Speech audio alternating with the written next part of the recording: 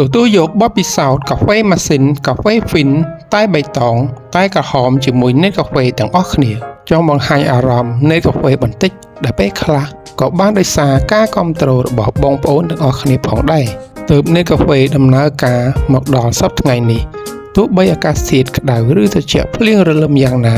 ក៏ឆ្លៀតមកគ្រប់គ្រងផងដែររាល់ជំហាននីមួយៗគឺតែងតែសម្រិតសម្រាំងឆុងលីជូនបងប្អូនដែលផ្ដល់នូវរសជាតិមួយដែលបងប្អូនចូលចិត្តមិនត្រឹមតែប៉ុណ្ណោះយើងខ្ញុំក៏មាននៅមេនុយជាច្រើនជម្រើសផ្សេងទៀតដែលបង្កលក្ខណៈងាយស្រួលក្នុងការជ្រើសរើសតាមតម្រូវការរបស់បងប្អូនទីតាំងនៅផ្លូវខាងកើតស្ទឹងសង្កែទល់មុខវេទិកាអុំទូកម្ដុំស្វៀនថ្មឡើងទៅកាន់ពេទ្យធំខេត្តបាត់ដំបងបើកបម្រើចាប់ពីម៉ោង 7 ព្រឹករហូតដល់ម៉ោង 10 យប់សូមអរគុណ